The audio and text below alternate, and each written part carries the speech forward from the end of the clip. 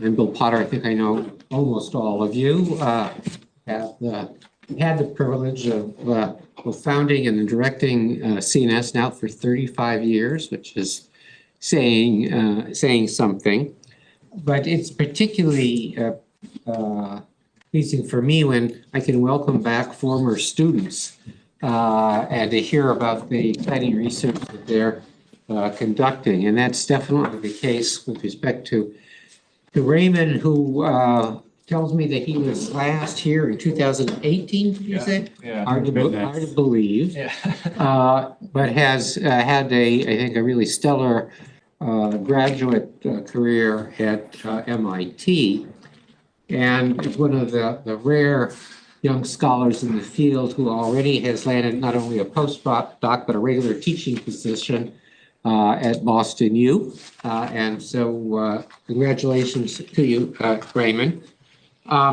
We had an occasion to kind of reconnect last fall. And I was really delighted to learn of the research that Raymond is conducting.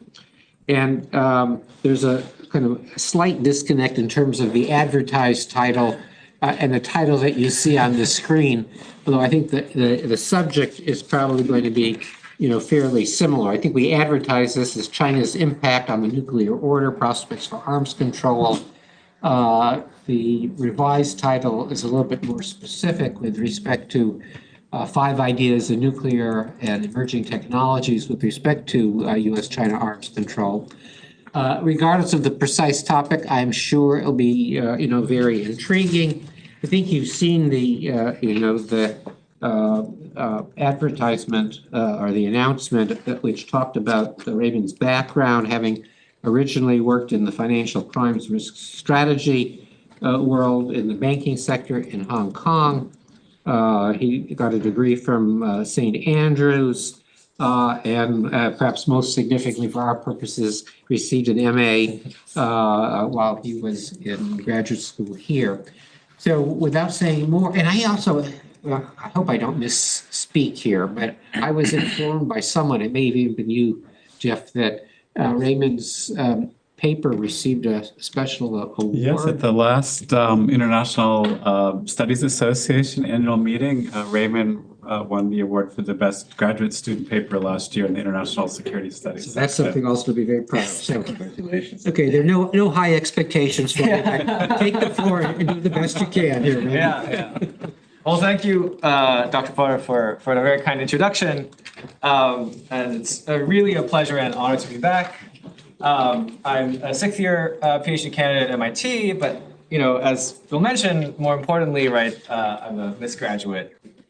So today's going to be a bit of a sort of a weird presentation, at least for me, because I'm going to spare you the boredom of a sort of conventional academic presentation and sort of really drill down on, I think, 5 ideas that I've come across through different sort of strands of research that I think are relevant to U.S.-China arms control and how we think about U.S.-China arms control going forwards.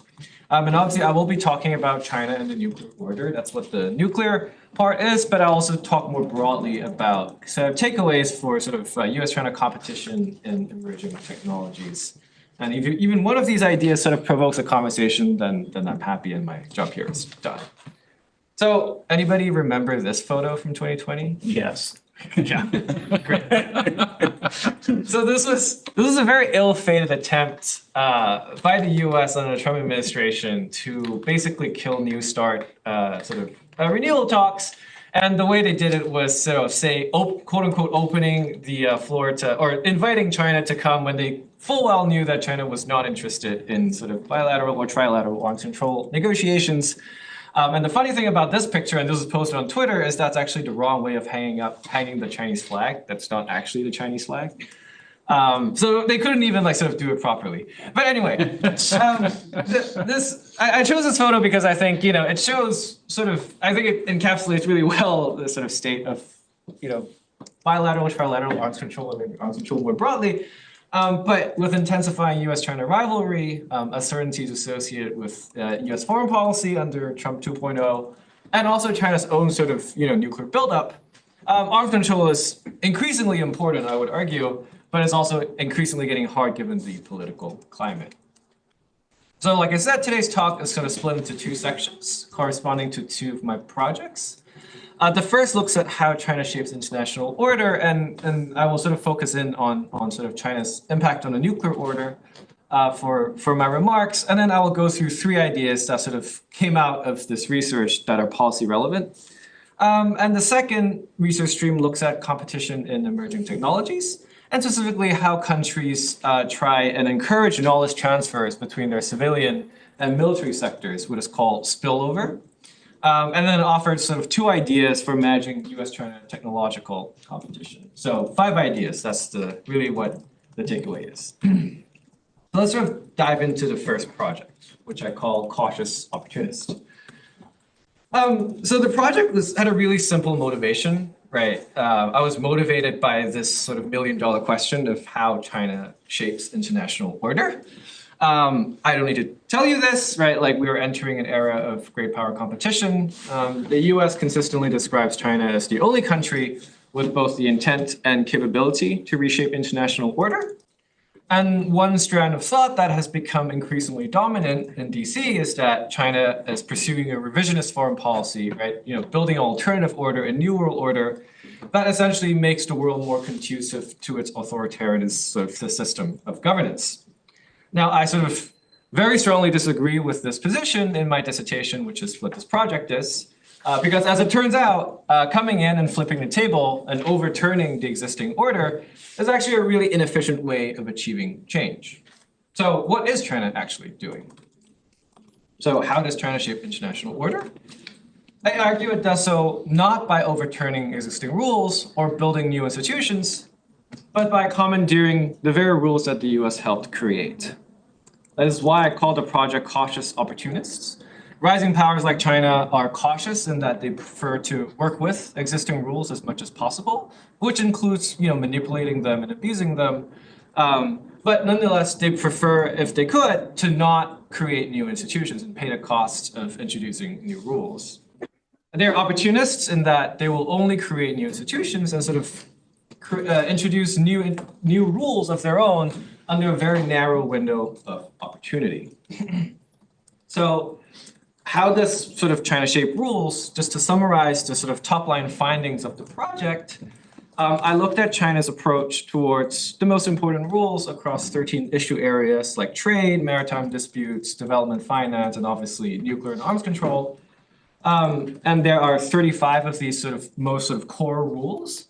And this gives me, sorry, this is a social scientist, just the only social scientist part of the presentation, but it gives me 40 observations because China sometimes sort of shifts its approach towards a particular role, what we call within case variation. But okay, so what happened in these 40 cases, shall we say? So this is what I found. In out of the 40 cases, in 18 of these cases, China China just went along with the rule, supported the rule, right? So this already kind of undermines this narrative that China is trying to overturn the existing order, right? China is just not doing that as an empirical fact. And in 4 cases, China did actually create a new rule of its own. I think this happened in the sort of development finance order and also in the human rights order. But this is cases where China did sort of create new institutions and sort of created new rules to challenge the existing ones. So doing high profile things. But as we notice, there's this big gap in the middle. So what's happening there? So I found that in 18 other cases, China actually worked with the rule to shape the existing rules. Right? China commandeered the existing rule to pursue change rather than pursuing sort of more high profile strategies of change, which is sort of the red bit. And the big takeaway from this bar really is, by only focusing on the sort of really high profile red bit at the very end, we actually overlooked the predominant way China pursues change in the international system. And again, right, I cannot stress this enough, right? This top line finding shows that China is not trying to overturn the existing order. So I'm not going to go into this in detail, but just for completeness sake, these are the 4 ways that I argued that China could sort of shape the existing order. I'll go very briefly through the 4 different ways that you can pursue change by working with the existing rules. The first is called drift. So you basically keep really outdated but beneficial rules on the books. So you actually implement change through stagnation. So an everyday example, right? Like we all get sort of paychecks, but if your paycheck is not tied to inflation, right? By not tying it to inflation, you're actually effectively getting a pay cut when inflation goes up, right? So it's change, right? You're changing the effect of the rule, your paycheck, through non-action, right? Through non-change. So that's drift. The second, which is the focus of today's talk, is called co-optation, where basically you repurpose a rule, such as by proposing a more favorable interpretation, right? So you repurpose a rule towards more beneficial ends. As I will show later, this is what sort of China was doing in the nuclear order. The third is reform, where you kind of go in and formally change the rule using existing procedures of change, such as basically submitting a formal amendment. And the final way of doing it is just blatant hypocrisy, which is actually far more common, not only to China, but is far more common and understudied phenomena in sort of international relations. But we're not going to go into that today. So again, right, today we're going to sort of focus on co-optation. So how do we get to co-opt? So it turns out it's actually a really simple outcome to explain. States tend to co-opt a rule when the rule is unfavorable and is really imprecise, giving them kind of room to maneuver to sort of manipulate the scope of the rule. And I'm happy to go through the other sort of outcomes and strategies in the Q&A. So let's sort of dive into the meaty part, right? Like what I found sort of when I looked at sort of Chinese behavior in arms control. And there are 2 cases that I'm going to walk you through these cases briefly. This might not be news to some of you, but let's just start with the basics. So the 2 rules I looked at was the rule on disarmament and the rules on nuclear non-proliferation. I'm sure everybody here is familiar, right? The rule on disarmament, as enshrined in the NPT, Article 6, is extremely vague, right? It just says, pursue in good faith towards effective measures of disarmament, lots of qualifications, lots of sort of wiggle room, so to speak. And if you sort of take the Article 6 in good faith, it's sort of unfavorable for nuclear weapon states, right? Because they have to cut down on their arsenals, in theory. And China, since 2001, has consistently insisted on what's called a special and primary responsibility for the US and Russia to disarm first, in virtue of the fact that the US and Russia have the largest arsenals in the world by far, and therefore have this sort of special responsibility to disarm before other nuclear weapon states have to disarm. And I coded that as co-optation. But what's interesting, because prior to really 2021, because of China's small arsenal size and relatively restrained nuclear posture, China was never really under a lot of pressure under Article 6 compared to the US and Russia. So this really shifted a little bit in 2021 when China's buildup became public, actually thanks to work from CNS, right? Once this the size and scale of China's buildup became public, it came under more intense pressure at NPT. And in response, it really intensified and sort of invested a lot of diplomatic capital to sort of co-opt the rule further. And it did so in 2 ways. First, it sort of reinvigorated an old no first use proposal that had first circulated in 1994, but it sort of revitalized the NFU proposal and circulated it in 2024. Basically, the core argument there being, having a no first use policy, which China is the only country, only nuclear weapon state with a no first use policy. Having a no first use policy is one way that a nuclear weapon state can discharge of its Article 6 obligations, because it, the argument goes that it sort of contributes to disarmament. And the second way China sort of tried to co-opt the rule is basically sort of deflect pressure and redirect pressure towards US nuclear sharing.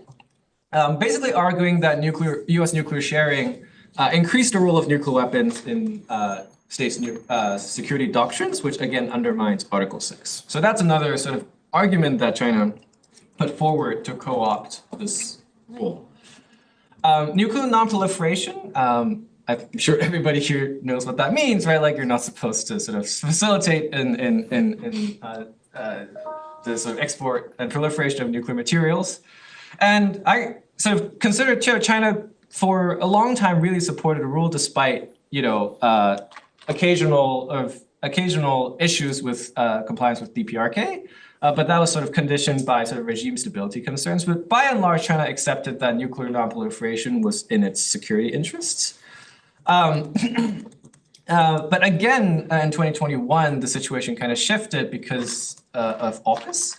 So AUKUS was a trilateral agreement between the Australians, the Brits, and the Americans to develop, among other things, nuclear attack submarines. So, nuclear propulsion submarines that are conventionally armed.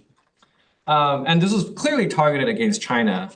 This sort of submarine program was clearly targeted against China, and obviously China didn't like it. So in response, China co-opted the non-proliferation rule and started criticizing AUKUS on non-proliferation grounds, basically arguing that the trilateral partners were sort of exploiting a loophole in IAEA safeguards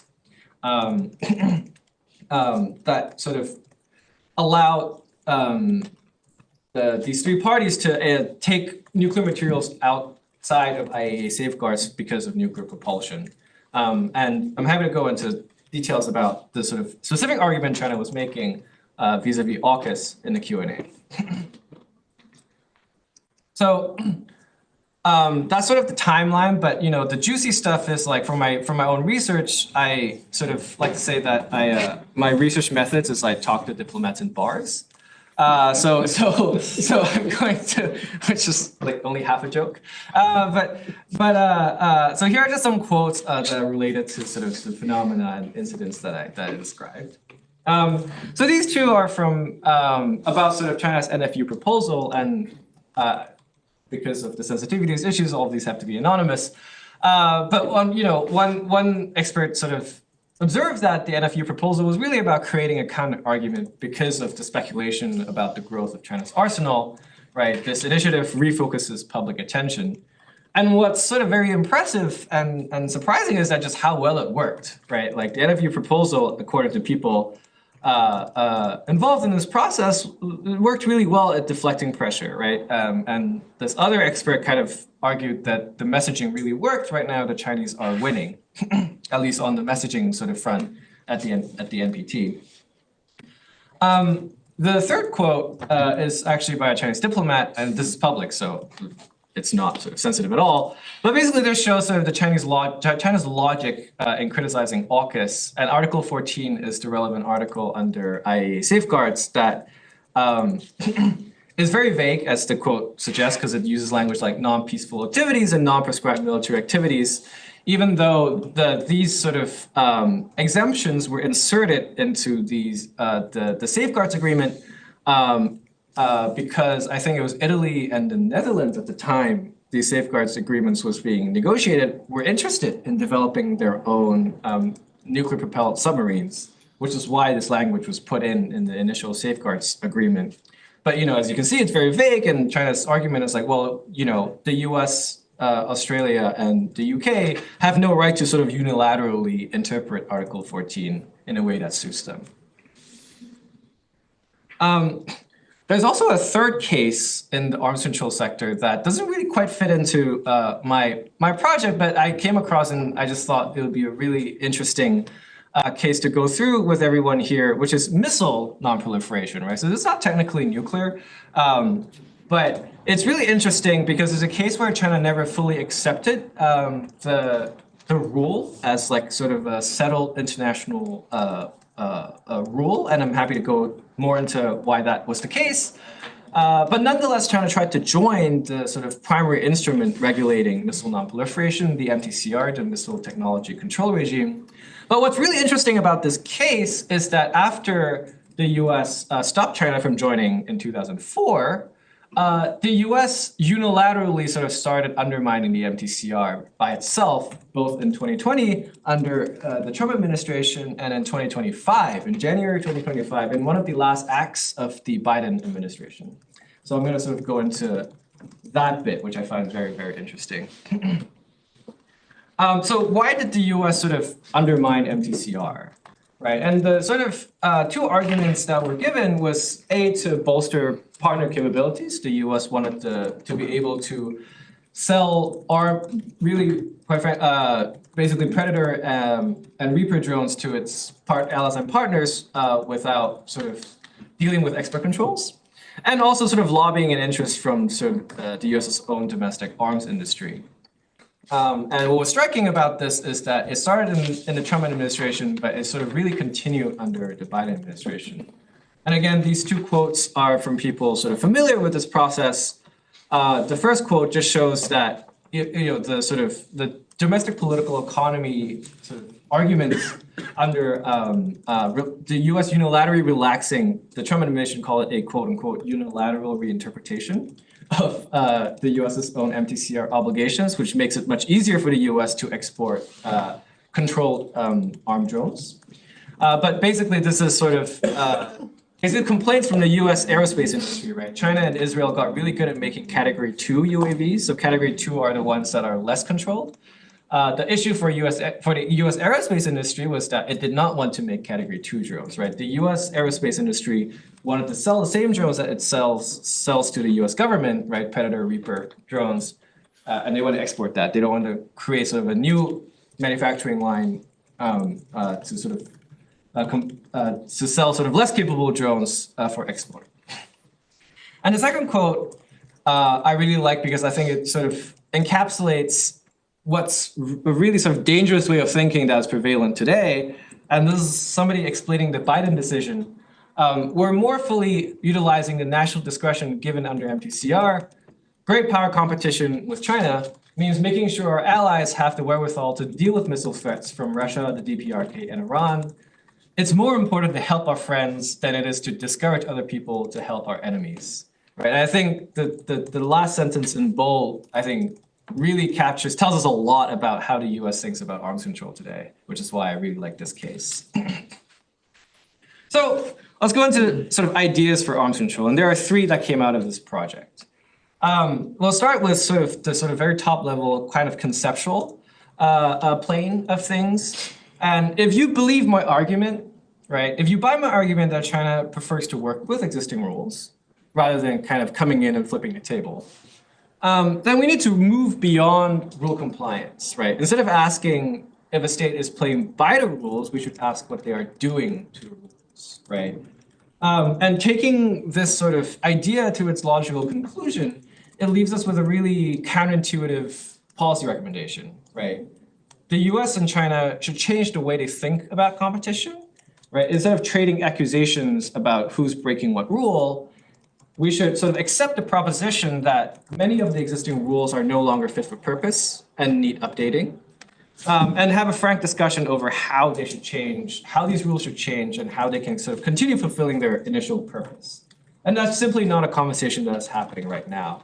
And I think represents sort of a different way of tackling or opens up a new avenue of for the US and China to talk about sort of what to do with the existing rules. I think both sides should also recognize rules both as objects and instruments of competition. What I mean by that, rules are objects of competition in the sense that they're things to be competed over, right? And they're also instruments of competition in that they are things to compete with, right? So both objects and instruments. And I sort of underline this point because, right, this is actually a very cynical or instrumental way of thinking about why the rules matter. But I think precisely because it is a very cynical and instrumental way of arguing why rules matter, this might actually be useful in domestic debates in both countries of justifying why we should still care about the rules if you want to compete. And the final point is, like showing up really matters if you believe my argument, right? Diplomatic presence matters because you might miss a lot of the more subtle attempts at change across these different organizations if you're just not there, right? And in my project, I really find numerous times where the US kind of drops the ball simply because it wasn't in the room in sort of crucial moments. So that's sort of idea number one. Idea number two was inspired by this quote buried in a historical article by a really prominent Chinese arms control scholar. I'm not going to read the whole thing, but basically sort of argues that, hey, like China should start thinking about arms control, which was actually quite surprising and encouraging for me to see, because it kind of suggests that, it's no longer a blanket no. And so this leads me to my second idea, which is, we should really start seriously thinking about preparing or how to prepare the groundwork for arms control with China, even though the political context is not right today. Because clearly there are people in China who recognize the need for arms control one day. And the two sort of more concrete sub-ideas, I guess, under this sort of banner, it's a common refrain to hear that China does not have enough bilateral arms control experience as a way of justifying why they're not ready to participate in arms control. So the follow-up question to that is, well, okay, like what experience would be helpful, right? Is there any way of bringing China in as an observer in sort of existing confidence-building mechanisms? And what are the appropriate venues for doing so, right? And these are questions, obviously, that are not going to be able to be discussed at the sort of top level, but I think these are fruitful questions that can be sounded out at the track 2 level. Similarly, in the context of the three-body problem, right, the US, China, and Russia as sort of the three sort of dominant nuclear powers, and this is sort of a very wonky point, but I think we should sort of start thinking about what level of US damage limitation capability, so US missile defense, et cetera, would actually reassure China. And this sort of sets the foundation for asymmetric arms control as proposed by Heather and Charlie Glazer. So this is a very sort of specific idea, but again, I think these two issues would be very helpful to start sounding out at the track 2 Maybe level. could you just explain for those, appreciate Heather's concept of asymmetric arms control here. Right. So in asymmetric arms control is basically the idea that we would, instead of like you cut 10 missiles, I cut 10 missiles, we actually trade in different capabilities, which might translate into sort of asymmetric cuts, right?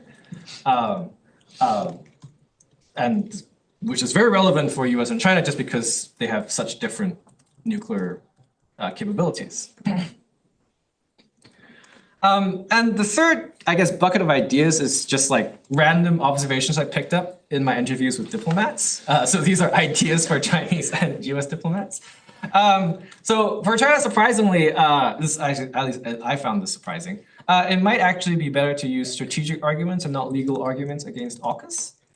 Because more countries might actually buy the argument that AUKUS will destabilize the region rather than sort of the legal argument that AUKUS is a non-proliferation or sort of somehow violates non-proliferation rules.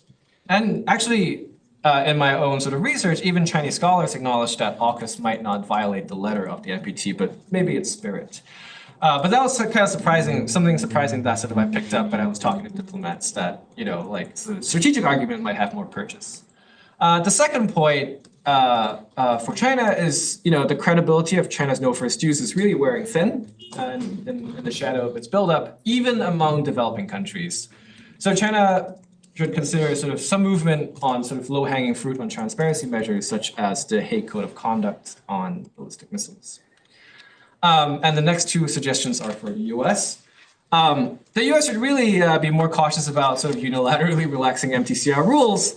And again, as the quote that I outlined earlier, right, like I think we should sort of combat that way of thinking, because I think that's sort of, it's emblematic of a broader shift in how the US thinks about arms control, and it's very worrying. And the final is the AUKUS partners should take sort of non-proliferation worries about AUKUS and sort of strategic worries about AUKUS more seriously, because China, at least in my interviews, China is not the only country that is worried about AUKUS. So it's not a specifically China problem. Okay, so that's sort of three ideas from the first project. And then I'm going to sort of go on to the second project, which looks at technological competition. And I guess you can't really see it there, but that's the comic there is Congress trying to balance guns and butter, right? So spending on the military versus spending on civilian consumption. So as I mentioned in the opening, this project kind of looks at knowledge transfer between military and civilian sectors, what I call spillover. And this is important because in the US, there's this big concern about China's so-called authoritarian advantage, right? The idea that the Chinese government because of its control over the domestic economy, is better able to direct, its actors, so like your state-owned enterprises, your government labs, et cetera, to collaborate together, and therefore somehow has an advantage in sort of encouraging technological development and spillover. And military civil fusion is sort of a poster child for a lot of people making this argument, as sort of sounding the alarm on this. And the US itself is also very eager to promote private sector participation in the defense industry. So spillover is something that is, both sides really care about. And it's, this type of knowledge transfer is really critical for escaping the guns versus butter trade-off, right? The reason why the project is called Guns and Butter is because with spillover, you kind of get the best of both worlds. You can have both. To use a very simple sort of thought experiment, right? Without spillover, $1 that you spend on guns is $1 less to spend on butter. But with spillover, if you spend $1 on guns, it might increase marginal productivity in butter and actually produce sort of $2 worth of productivity in butter, right? So that kind of mitigates the trade-off. And as I mentioned, right, this is clearly something that both the US and China cares a lot about in technological competition. But to date, nobody's sort of developed a measurement of these really important phenomena. So this is where I come in. I'm not going to go into this, but these are the top line findings. So I developed a replicable and systematic measure of spillover using a novel data set of, actually I need to update that number, of 250,000 defense-related patents.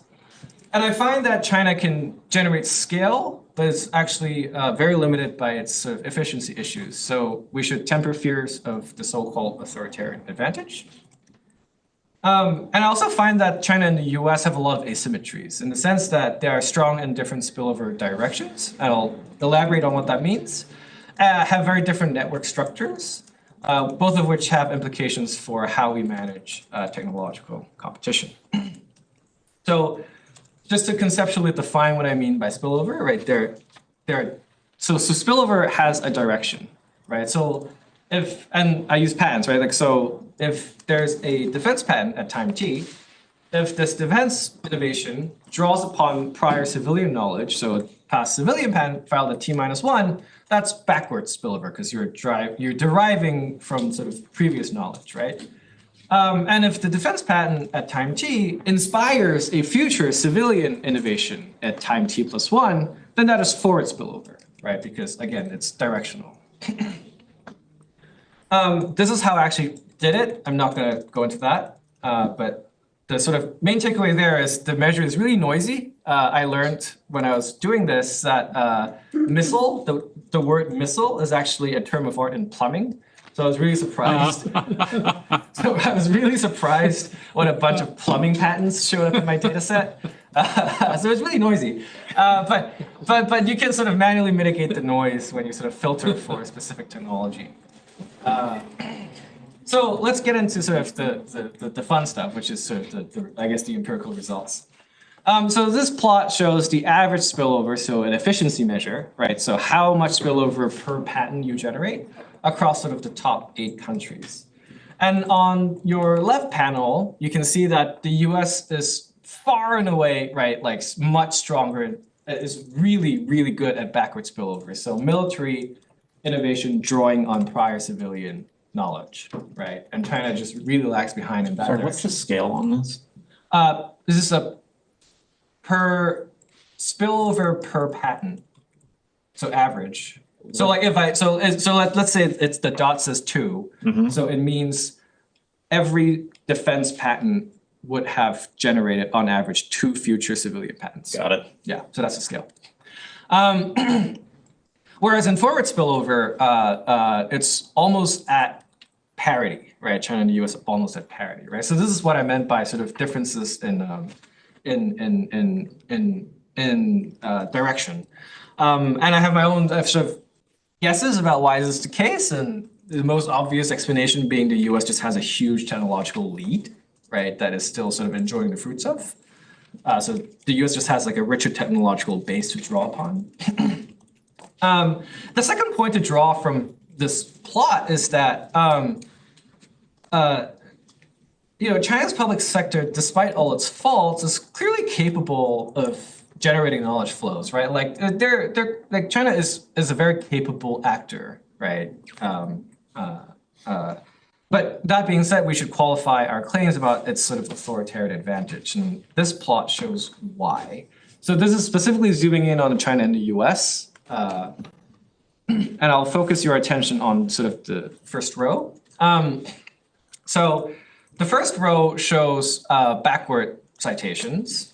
And in backward citations, there's a natural time trend. So even at baseline, you would expect the trend line to go up because there's more stuff to be cited, right, as time goes on.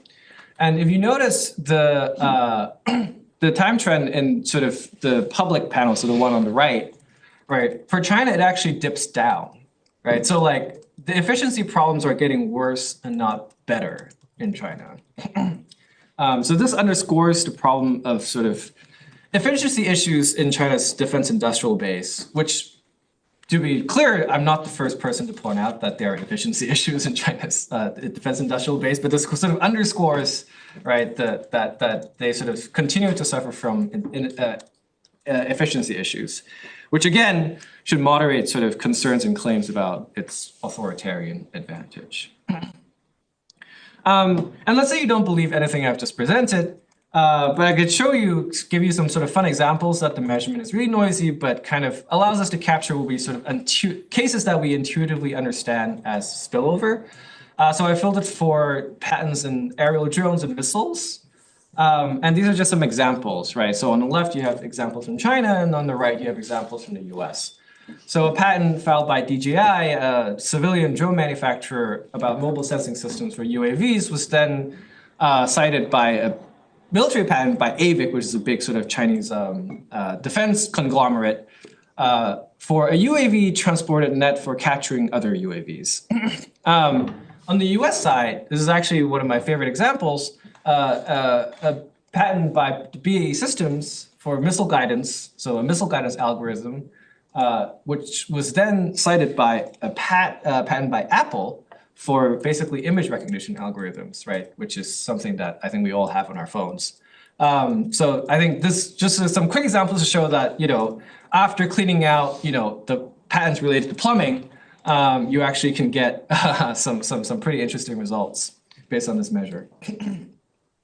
And you can also look at, because it captures sort of at a patent level, you can also see who's involved. So these are the main types of actors, and you can see the sort of different types of actors are involved in each country's defense industrial base. In the US, it's mostly the private sector and defense contractors, the normal suspects, right? The Raytheons and the Lockheed Martins of the world.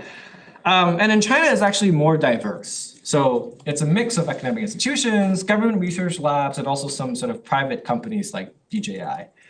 So there's this actor asymmetry. And there are also network asymmetries, right? So patent knowledge flows are a network, right? So you can plot those networks out. So each circle in the network graph shows an entity, right? So like, I don't know, one of the circles can be Lockheed Martin. I think actually one of the circles is Lockheed Martin and the US one. And the size of the circle just shows how much sort of spillover that entity generated. And sort of two things to take away from this graph. The first point is, a few big circles dominate in the US network, whereas in the Chinese network is sort of more circles of equal size, right? So in that sense, the US networks is more concentrated, right, on the sending side. And the second point to notice is the blue lines, so these are sort of citation relationships. The blue lines in the US network all sort of congregate towards a few points, right? They kind of go like that. Whereas the lines in the Chinese network are more diffuse, right? They kind of spread outwards, right? So that just shows that the US networks are more concentrated on the receiving side as well. And again, this has implications for managing competition, because differences in, based on sort of economics research, right? Differences in market structure has huge implications for sort of enforcement and government control, and raises sort of important domestic political economy issues that make it difficult for managing competition. And let's move on to the two ideas. So first, as I mentioned, and I keep stressing this, right? we should temper our fears of China's so-called authoritarian advantage. And so a few sub-points here is the US shouldn't out-China China for the sake of competition, right? What worked for China, severe, like intense government control or intervention might not actually work for the US, right? So the US shouldn't try to out-China China for the sake of competition.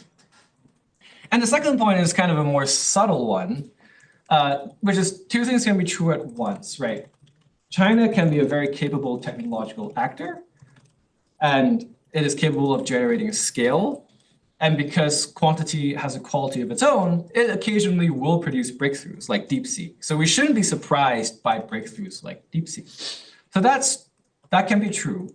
A second point can be true as well, right? You can have a very, very good system that generates scale, but you can also that same system can be really inefficient, right? So these two things can be true at the same time, and I think that's sort of a point that is lost in DC today. And the second point is that because of asymmetries in actors, networks, and relative strength, all of these unfortunately complicate efforts at managing technological competition. I'm not going to go into detail, but basically this kind of points us to the direction that bottom-up efforts, rather sort of top-down, government-driven efforts might be more appropriate for managing competition. And instead of kind of, doing sort of bilateral negotiations, it might be more productive for the government on both sides to play a coordination role. Like think of it as a kind of a conductor in an orchestra, right? Try to coordinate between these diverse actors and provide channels through which these actors of very different types can communicate with each other, rather than kind of doing top-down bilateral negotiations, given these asymmetries. So to recap, I offer 5 ideas for managing US-China competition in both nuclear and more broadly emerging technologies. Right? First, we have to move beyond rule compliance as a sort of paradigm. And second, we should start seriously thinking about how to prepare the groundwork for arms control discussions with China. And third, the US and China both have to sort of do certain adjustments to their diplomatic strategies. Fourth, the US should temper fears of China's authoritarian advantage. And finally, given asymmetries in each side's technological base, a bottom-up approach and government coordination rather than sort of government bilateral negotiations probably is the more appropriate venue going forward. Thank you so much, Raymond. That was really fascinating.